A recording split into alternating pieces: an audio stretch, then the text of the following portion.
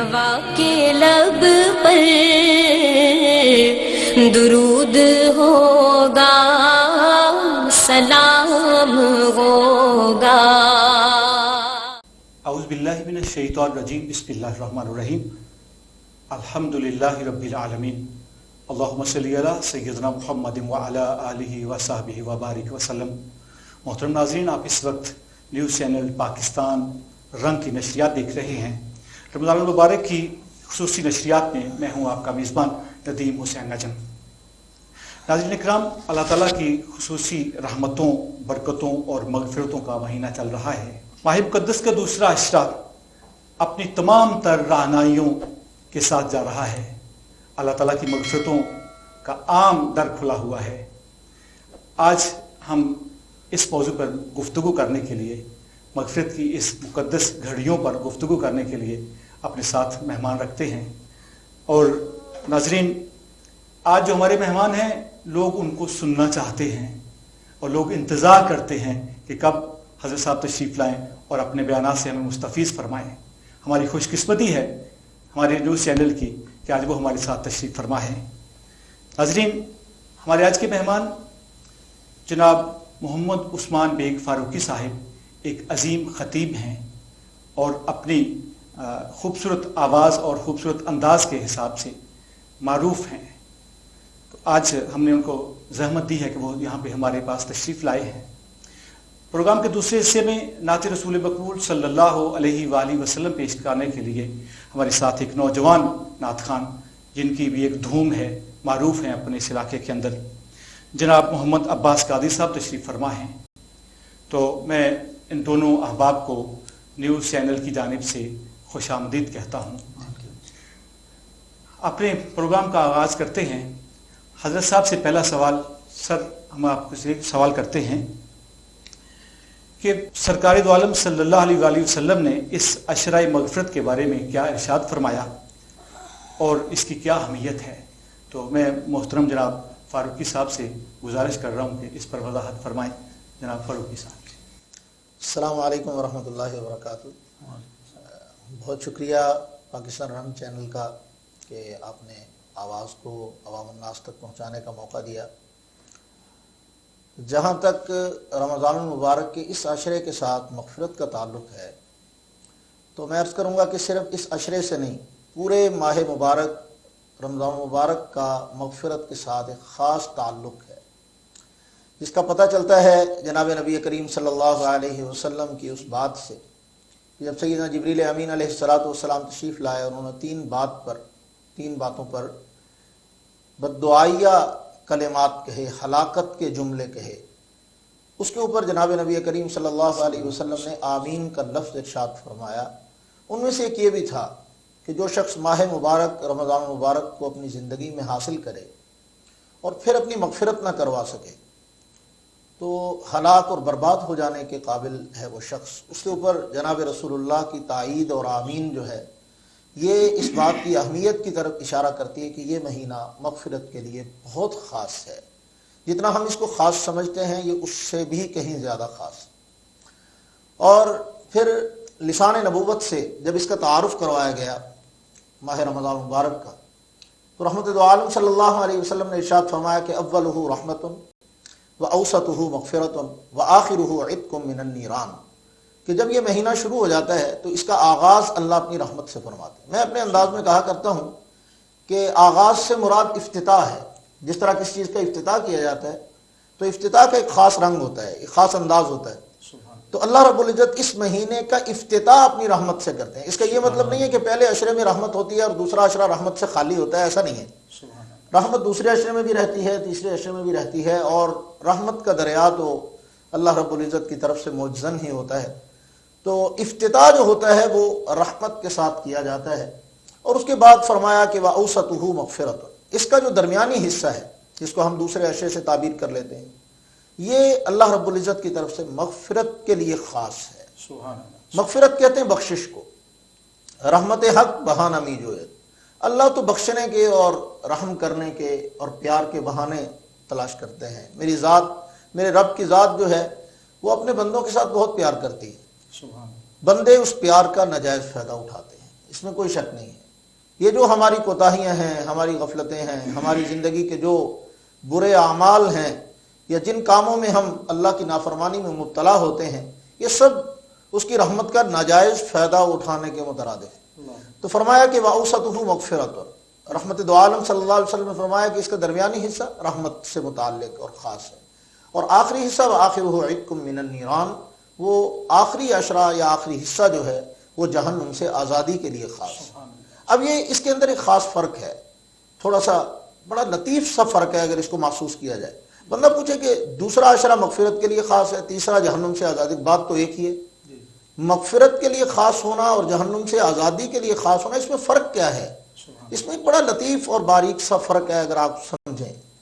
صاحب نظر لوگ، صاحب دل لوگ اس فرق کو سمجھتے ہیں کہ مغفرت طلب کرنے پہ ملتی ہے، جب مانگا جائے تب ملتی ہے. بخشش، اللہ سے اپنے گناہوں کی معافی مانگنا، توبہ کرنا، اللہ رب العزت کے سامنے گڑ گڑانا، التجا کرنا، طلب کرنا.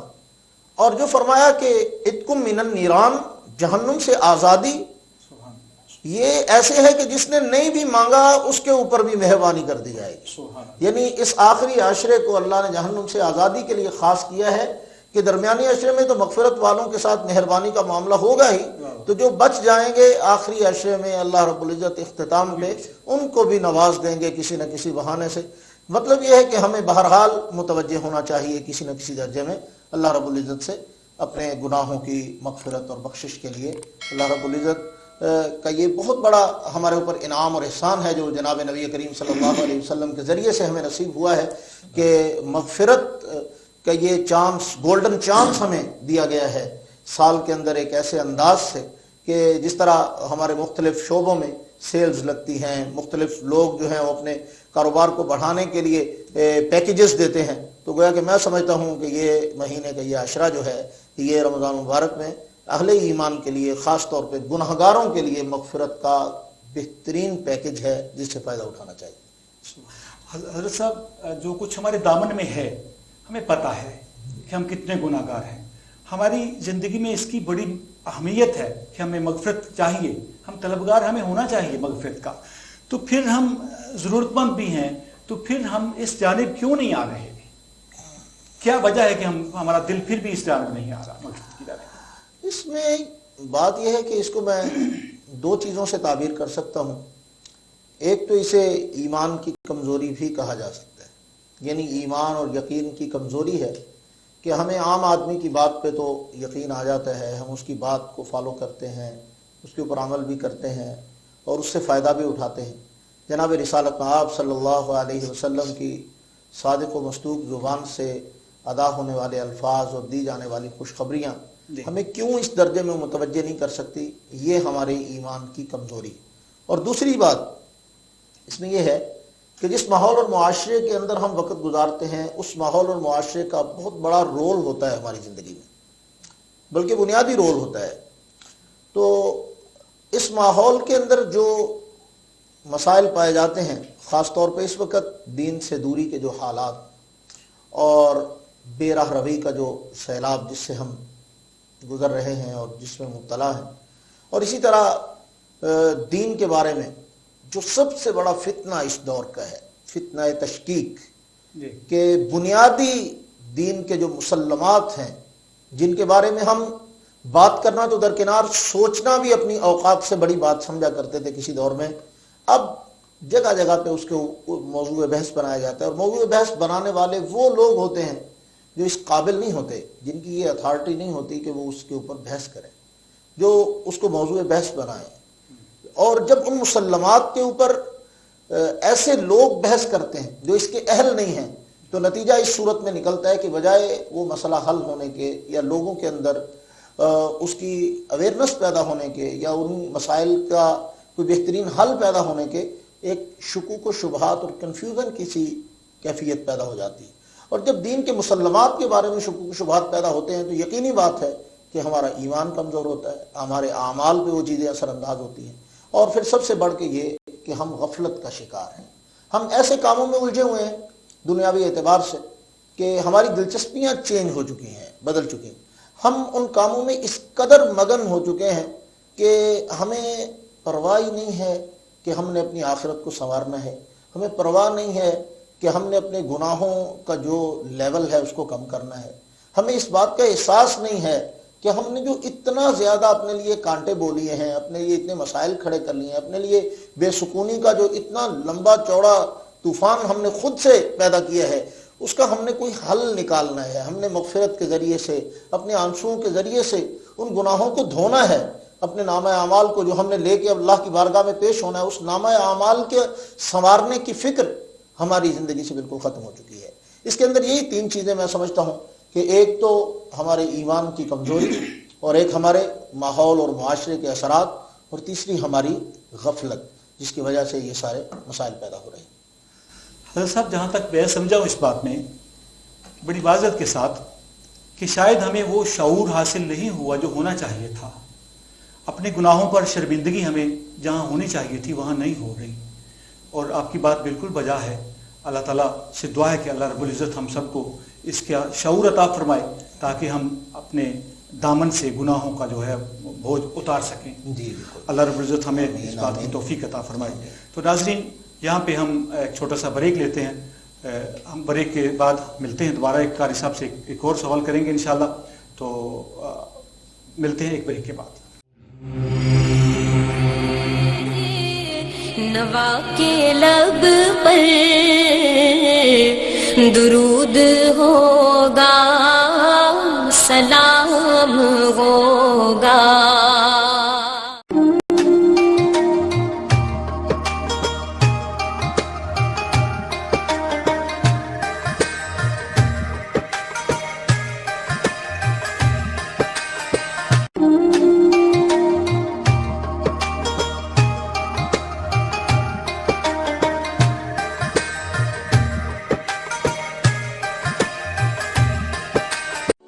کورونا سے ڈرنا نہیں، بچنا ہے۔ اپنے گھر اور کپڑوں کو صاف رکھنا ہے، اپنے ہاتھوں کو صاف رکھنا ہے۔ مولی واشنگ پاؤڈر، داغ اب کوئی مسئلہ نہیں۔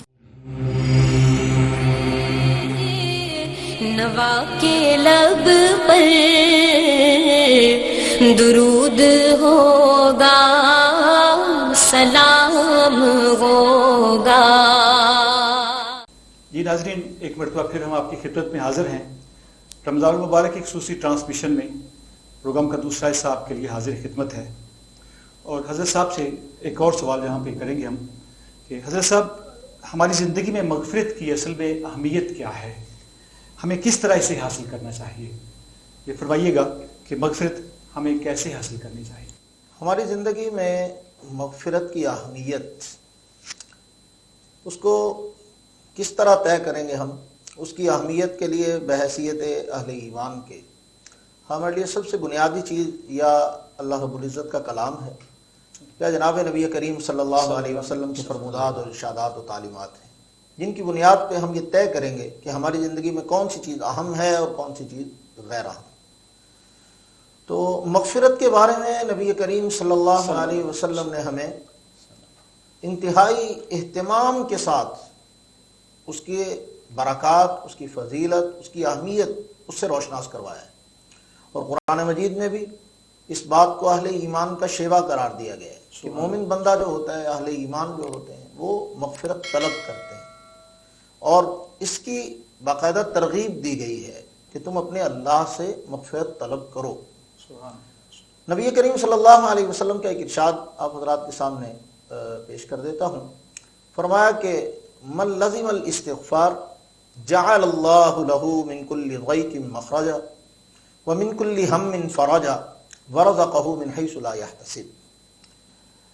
لسان نبوت سے یہ بات ارشاد فرمائی گئی کہ جو بندہ استغفار کو یعنی طلب مغفرت کو اپنی زندگی کا لازمی حصہ بنا لیتا ہے، اسے باقاعدہ اپنی زندگی میں اہمیت دیتا ہے اللہ سے معافی مانگنے کو، فرمایا کہ اسے 3 فائدے حاصل ہوتے ہیں بنیادی طور پر۔ ویسے تو بے شمار فوائد ہیں مغفرت کے، لیکن بنیادی 3 فائدے جو اس حدیث میں نبی کریم صلی اللہ علیہ وسلم نے ارشاد فرمایا پہلا فائدہ اسے یہ حاصل ہوتا ہے کہ جعل اللہ له من كل ضيق مخرجا، ہر تنگی سے اللہ اس کے لیے آسانی کا راستہ نکال دیتا ہے، جس کو ہم اپنی زبان میں کہتے ہیں نا کہ بندہ پھنس گیا، تو جہاں کہیں وہ پھنسا ہوا ہوگا اللہ رب العزت اس کو وہاں سے نکلنے کا راستہ عطا فرمائیں گے، اس کے لیے خلاصی اور آسانی کا راہ اللہ نصیب فرمائیں گے۔ کس وجہ سے؟ استغفار کی وجہ سے۔ اور فرمایا وَمِن كُلِّ هَمٍّ فَرَجًا، دوسرا فائدہ یہ ہوگا کہ ہر غم سے اللہ اس کو نجات دیں، یعنی جس غم میں وہ مبتلا ہے، جو چیز اس کے لیے غم کا باعث ہے، غم دل و دماغ کی تباہی اور بربادی کا باعث بنتا ہے۔ جب کسی آدمی کو غم میں مبتلا کر دیا جاتا ہے یا وہ ہو جاتا ہے کسی حادثے کی وجہ سے یا کسی پریشانی کی وجہ سے، تو وہ اس کے دماغ اور دل کو ڈیمیج کرتی ہے یہ غم کی کیفیات۔ تو اس لیے فرمایا گیا کہ اللہ رب العزت اس کو غم سے نجات نصیب فرما دیتے ہیں، غم اس کا غلط کر دیتے ہیں، اس کے غم کو دور کر دیتے ہیں۔ وَمِن كُلِّ هَمٍّ فَرَجًا۔ اور تیسری بات جو فرمائی وہ ہمارے لیے بڑی امپورٹنٹ بھی ہے، فرمایا کہ وَرَزَقَهُ مِنْ حَيْثُ لَا يَحْتَسِبُ۔ امپورٹنٹ اس حوالے سے میں نے کہا کہ مادیت پرستی کا دور ہے نا، اور کوئی بات سمجھ نہ آئے لیکن جس چیز میں پیسے ہوں وہ فوراً سمجھ آتی ہے، جس میں مالی مفادات ہوں وہ ہمیں ضرور سمجھ آتی ہے۔ تو فرمایا وَرَزَقَهُ مِنْ حَيْثُ لَا يَحْتَسِبُ، اور میں ایسی جگہ سے اللہ آپ کو رزق دیں گے کہ جہاں سے آپ کو گمان بھی نہیں ہوگا، یعنی پلاننگ کے بغیر، جو آپ کے پلان کا حصہ نہیں ہوگا وہاں سے آپ کو رزق دیا جائے گا۔ تو یہ ایسی جگہ سے رزق کا عطا فرمایا جانا یہ بھی کس چیز کی وجہ سے ہوگا؟ استغفار کی وجہ سے۔ تو پتہ چلا کہ یہ مغفرت کا طلب کرنا یہ ضرورت تو ہماری ہے ہی ہے، اس کے ساتھ ساتھ یہ ہمارے لیے بینیفٹس بھی رکھتی، بہت سارے فوائد کا پیش خیمہ بھی ہے۔ اگر ہم استغفار کو اپنی زندگی کا حصہ بنا لیں تو بہت سی برکتیں، بہت سے فوائد، بہت سے ثمرات ہم حاصل کر سکتے ہیں۔ اور ہمارے بزرگ گزرے حضرت مولانا اشرف علی تھانوی رحمۃ اللہ تعالیٰ علیہ، انہوں نے ایک بڑی خوبصورت بات ارشاد فرمایا کہ جب رات کو سونے کے لیے بستر پہ پہنچو نا تو اس سے پہلے اللہ رب العزت سے حساب و کتاب کلیئر کر لیا کرو۔ اور اس کا آسان طریقہ کیا ہے کہ جب ہم نے عشاء کی نماز پڑھی ہے تو نماز عشاء کے بعد 2 رکعت صلاۃ التوبہ پڑھ لیں۔ آج کا رمضان مبارک ہے، تراویح ہوتا ہے، تو تراویح کے بعد جب ہم تراویح سے فارغ ہوں تو اس کے بعد ہم رات کے کسی حصے میں سونے سے پہلے ہم 2 رکعت صلاۃ التوبہ پڑھ لیا کریں، صلاۃ الاستغفار پڑھ لیا کریں، اس نیت سے کہ یا اللہ دن بھر جان بوجھ کے بھی کچھ گناہ ہوئے اور غلطی سے بھی ہوئے، جانے انجانے میں بھی ہوئے، جان بوجھ کے بھی ہوئے، جو بھی ہم سے ہو سکا میرے اللہ آپ ہم سے درگزر فرما دیجئے، معاف فرما دیجئے۔ تو رات کا حساب برابر کر کے سو اور اگلے دن کے لیے عزم لے کے سو کہ کل سے اٹھ کے کوشش کروں گا کہ کل کا دن اور طلوع ہونے والا سورج جو ہے اس کے بعد میں اپنے اللہ کی نافرمانی میں مبتلا نہ ہوں، بلکہ آنے والا جو وقت ہے وہ فرما برداری میں گزارا جا سکے۔ ناظرین اکرام، نعت رسول مقبول صلی اللہ علیہ وآلہ وسلم کے لیے ہمارے پاس موجود ہیں جناب محمد عباس قادری صاحب۔ اس سے پہلے کہ وہ نعت شریف شروع فرمائیں، ایک ربائی آپ کی خدمت میں پیش ہے کہ کیا خوب سہانی ہے مدینے کی فضائیں، ماشاءاللہ، کیا خوب سہانی ہے مدینے کی فضائیں کہ جنت کے فرشتے بھی جنہیں چومنے آئیں۔ ایک خوف سا رہتا ہے نجم دل میں ہمیشہ، بن دیکھے مدینہ کہیں مر ہی نہ جائیں۔ جناب عباس قادری صاحب سے حضور